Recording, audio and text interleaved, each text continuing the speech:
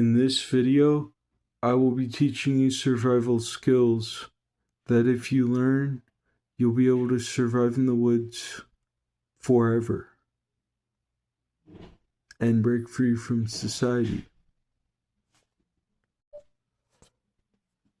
The sun rises in the east and sets in the west. North is left if you're facing east, and south is right. Now, another thing is, if you line your thumb up with an object, also, if you count from your sternum up to the moon and sun, you can break the day down into fists. In the summer, you can eat dandelions, you can eat maple leaves, you can eat berries, you can eat pine cone seeds if the pine cones are long and green. And if you want to tell how many miles something is away, hold your thumb up to it in between your eyes. Then close one eye. Every thumb it jumps, every 10 thumbs is 1 thumb mile. Some of the best food are insects. If you crush a black ant and put it on your tongue, it's actually really, really tasty. I've done that myself. If you want to eat an insect, you gotta rip out the legs, the butt, the head, and the wings. And then you can eat it. Now, to prepare for winter, what you're gonna want to do is build a frame out of sticks. Pack it with straw as insulation and dirt. Put some moss on it and just keep piling it up. You want the organic material to be closer and the unorganic waterproof material to be farther away. And if you make a good shelter, or you bring a life straw and a sleeping bag, then you can just sleep under trees in the winter and be fine, and travel with the sleeping bag. To make clothing, you're going to want to take 4 strands or strips of bark, the bark skin. You're going to want to line it up to where one is facing up and down, to where one is up, one is down, one is left, one is right, and they're all touching at the middle. You want to take the right one, put it in between the opposite two. Take the left one, put it in between the next opposite two. Then up, then down. And then what you want to do is you want to leave a little room on the end. That way, in order to connect your weave, you just weave it through there. The next thing is my bow making knowledge from a Native American bow making professional.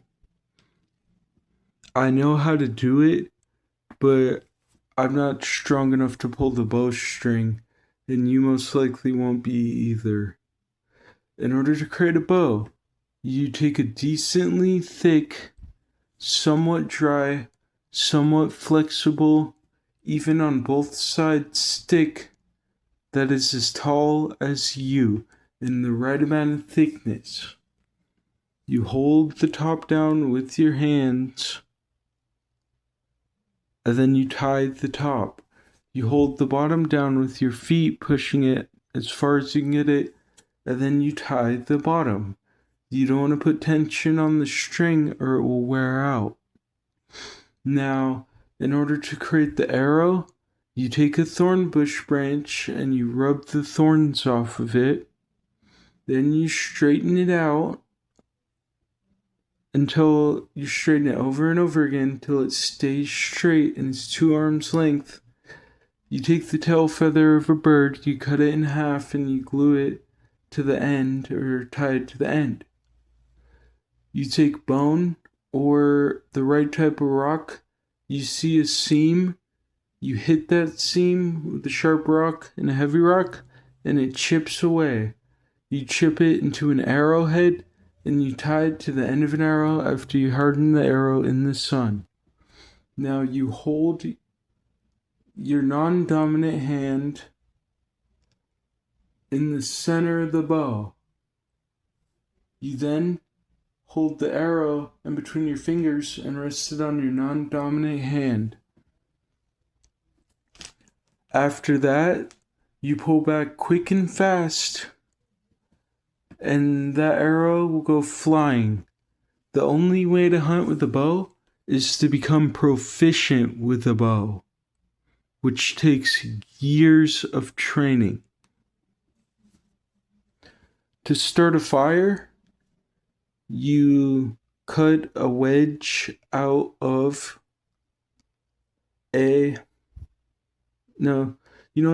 that's harder. To start a fire, you take a dry rotting stick and you make it go back and forth as fast as you can until you get smoke. You could even put some straw in between it. And most grass seeds are edible. Most. And there's about 300 of the grass seeds. In order to skin an animal, you take a slate knife and you cut around the ankles, the wrist, and the head and the back. And then you peel off the skin. You strip it of any meat. You stretch it and dry it after mixing the brains on it to preserve it. Cooked brains. And then you work it until it gets soft. And if you want to create clothing, you cut a loopy long string that's one continuous loop. You cut squares of hide. And then you thread it through and tie knots. And you got clothes, sleeping bags, pretty much whatever. Now, if you're looking to go out into the woods and survive, you're going to want to start with a sleeping bag, a knife, a satchel or a backpack, and a water straw which lets you drink water for 1 year. Or just basic supplies. And once you learn all of these skills that I'm teaching you, you can survive in the woods forever for free. Another thing is, you want to limit how much you move around. You go to the outskirts where the woods are, look on Google Maps, whatever. You walk through farmland, which is legal to do, until you reach the national forest. You survey the area and resources, and then you live off the land. In order to survive the winter, you're going to want to build a shelter that can withstand snow. You're going to want to look under the trees for any food you could find. And you're going to want to starve out the winter. Winter is the starving season.